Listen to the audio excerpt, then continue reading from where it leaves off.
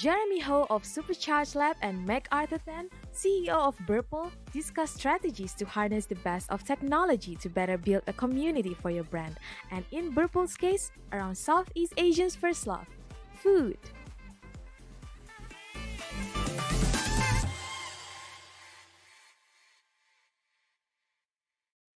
Welcome to this panel session in Supercharge Lab, Supercharge Live. Hello, I am Jeremy and I am a customer success manager in Supercharge Lab. So today I have the pleasure of sitting down with MacArthur Tan, also known as Mac, the CEO of Purple, who has taken on the reins in November 2020. So MacArthur Tan is an award-winning leader that has spearheaded countless successful business development initiatives. Is a seasoned negotiator and a renowned marketing strategist. MacArthur's love for developing businesses and 12 years of invaluable experiences have helped startups and top companies in Singapore transform, grow, and scale. We are super grateful for the opportunity today for this interview with Mac and talk about why community management can be such a massive competitive advantage for brands. So Mac, thank you for being with us today. Thank you for having me. No problem at all. So without further ado, let's get into the questions. So Mac, wow, 700,000 monthly active users in November 2022 alone. And you guys are still actively growing as well. So let's talk about how Purple has managed to build a community around something that we are all so passionate about, food. So firstly, thank you so much for having me here today and the great intro that you had earlier. It's truly a great joy to be here. I think before I dive right into those questions, maybe just a quick intro on Burple. For those who are not familiar, we are a food discovery and reviews and deals platform that are made out of a community of users, and we are available on the web and on the app. So just remember us as the app and the place to go to when you're hungry. And as mentioned by Jeremy, we have 700,000 in terms of monthly active users. We're actively growing. We're looking into new markets and rapidly expanding.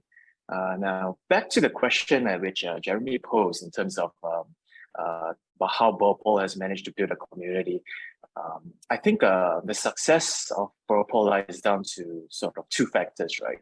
The first one is the purpose and the why of Burple, as to why Burple exists, is to really evoke and that people enjoy that sense of joy when it comes to food, and in turn sharing it with their friends, and that sort of amplifies that sense of joy.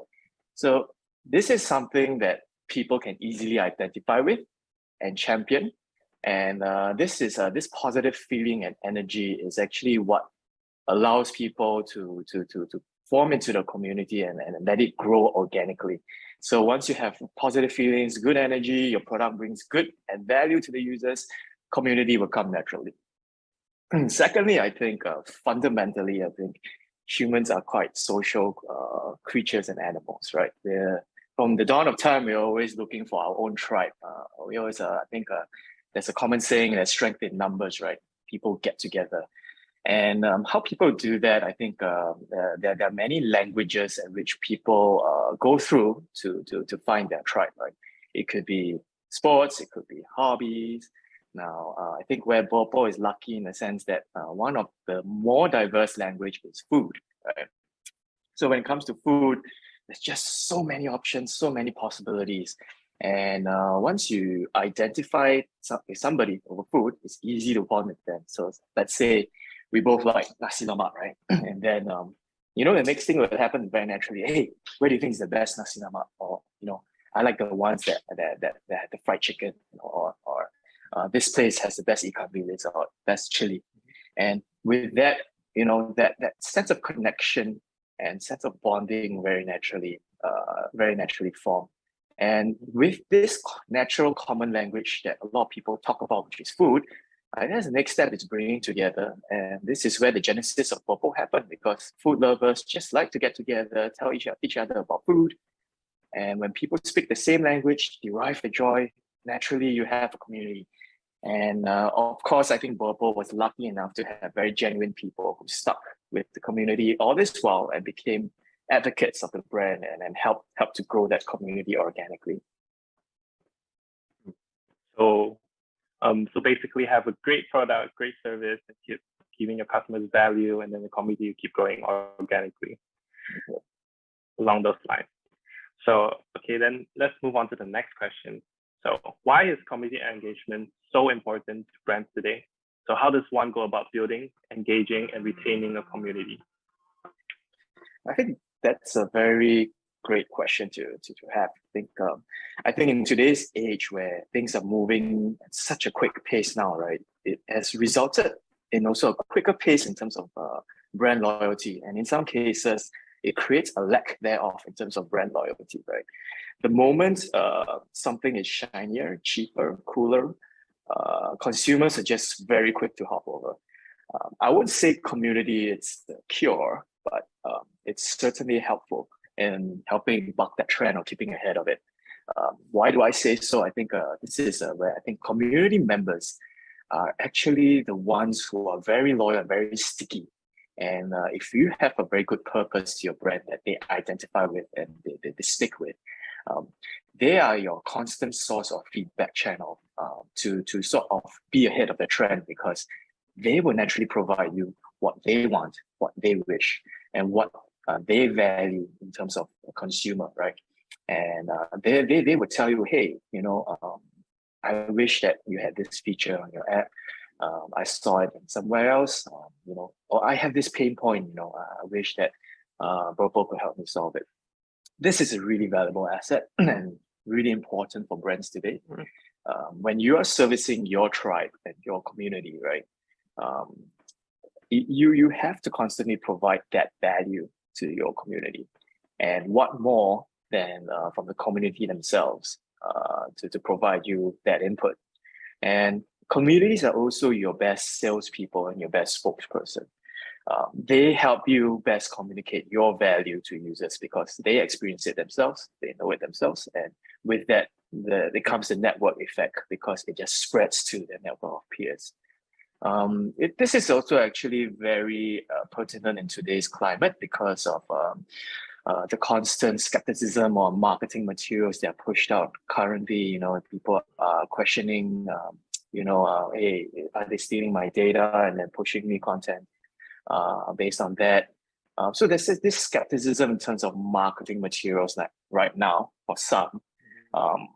So the community actually counteracts that because it doesn't get more genuine than a person really experiencing a product and sharing about it. With that, it removes that layer of, hey, this is a marketing gimmick. Hey, this is playing to my psyche, right? I think people are looking for some of that genuinity. And actually, this is also what our community have fed back to us because they say that, hey, on other platforms, reviews, they seem bought, they seem fake. But what we like about Burple is the reviews are authentic, and it's not something you can easily find.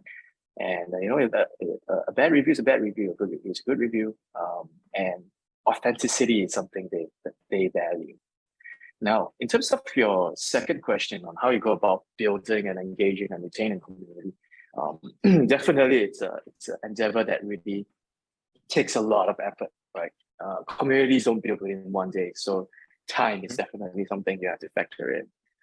But in terms of what are the ingredients generally required to building a community, or what are the recipe, because we are a food platform.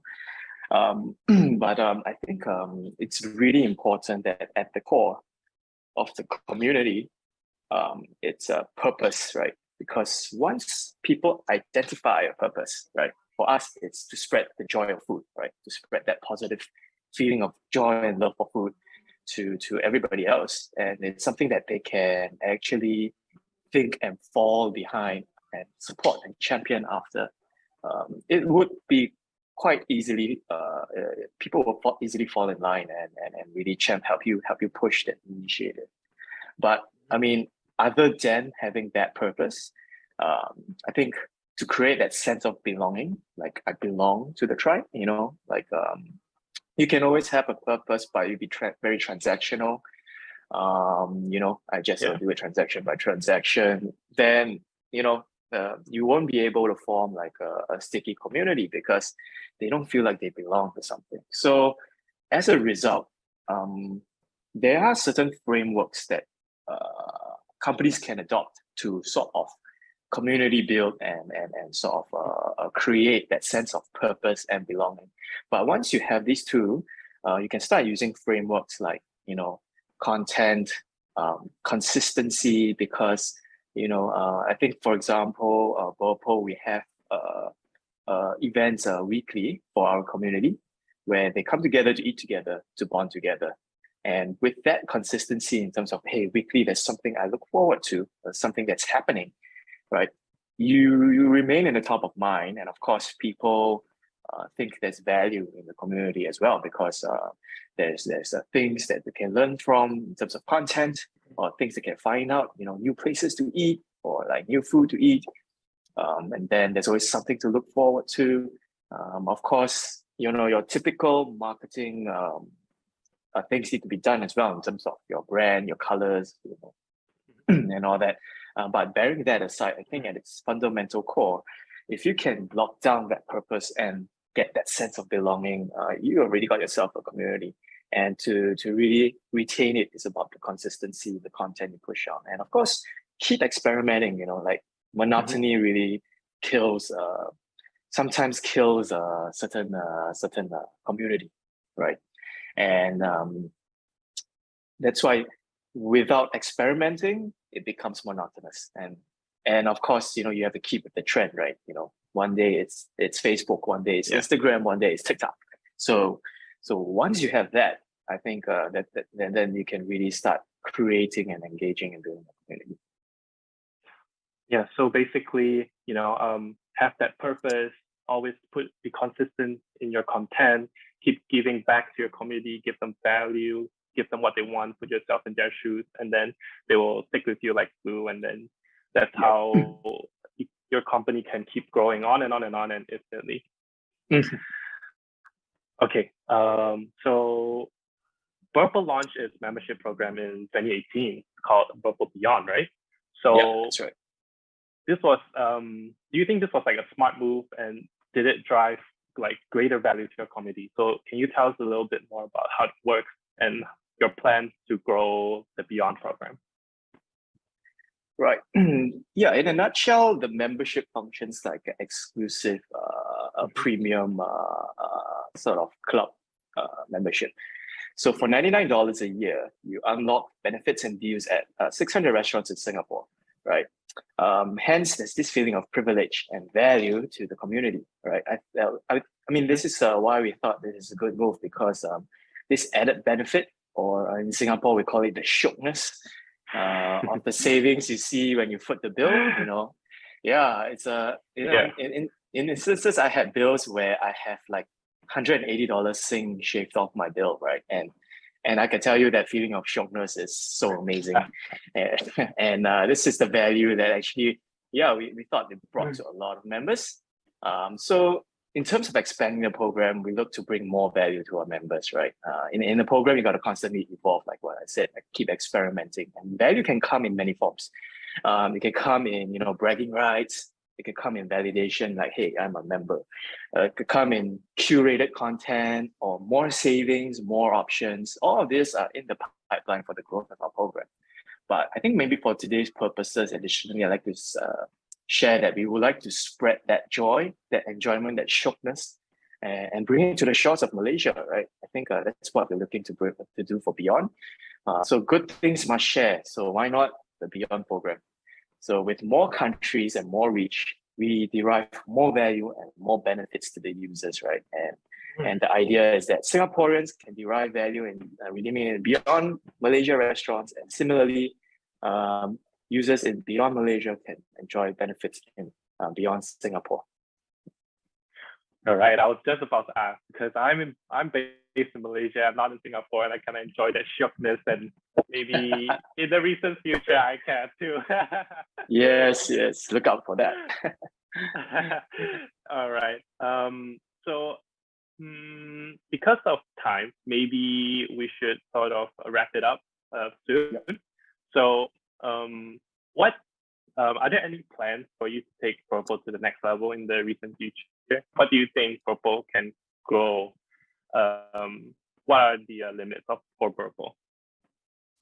Right. I think every day we are working to building a product that elevates the community and every day elevates the users' life. As they continue to evolve, we'll keep up with that evolution. But also, actually, for Purple, something we hope to achieve is also the elevation of our partners in terms of our restaurants that are available on our platforms as well. And I think that if we create the community of not just users, but community of restaurants and create this nice ecosystem of users, platform, and restaurants, and make it a win-win-win for everybody involved, then I think that's where the secret ingredient that would really propel Purple to receive mass adoption, because restaurants would just be coming to us, and with all that restaurants, users would just be coming to us. And I think how we're going to do that, of course, we're going to leverage on our community, because they provide us with relevant tech and data in terms of what they like to eat, and recommendations. And of course, with that, we could actually help the restaurants, right? We say that other than providing you marketing traffic, we make it more pinpoint for you, right? We know your customers well, you know what they like, when's the best time to run a promo, and how to be efficient with the cost. And that's one area we look to sort of expand Purple as product. And of course, there's always a talk about Web3, and there's a lot of exciting opportunities there. Of course, we definitely will be looking into pushing frontiers on that front as well. But I guess I won't spill the secret as to what was in store for Purple. I just hope you guys will enjoy it soon, and look out in the near future on awesome stuff that we are cooking. I'm just excited for Purple to come to Malaysia. But it was very chilling to speak with you today, and I learned a lot about Purple and also about community engagement management.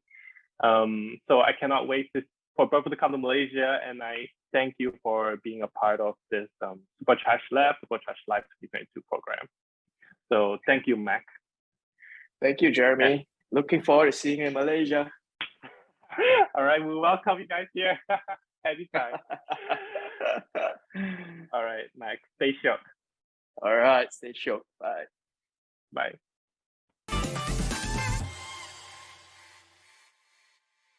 A revolution in digital marketing is happening.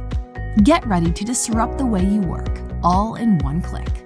With the click of a button, Sigmund helps brands and agencies understand the shortest path to success for your media, creative, SEO, and digital strategy. By understanding millions and millions of data points, Sigmund psychologically profiles your customers, benchmarks your position against the competition, and autonomously executes your strategy through agile experimentation. Forget spending hours doing research or looking for inspiration. Get blown away by Sigmund. Disruption in a click, powered by AI.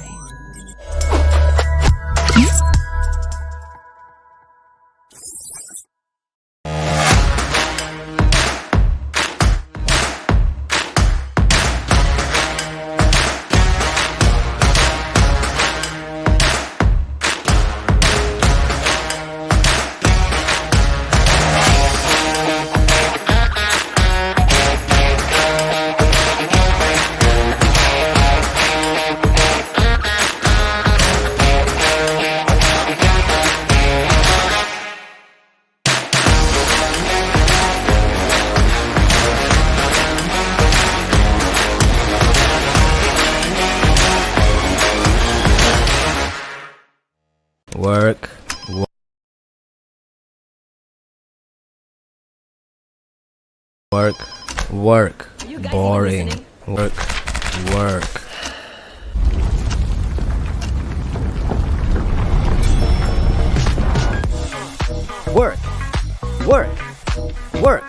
Let's collaborate. Work. We'll motivate. Work. Now take a break.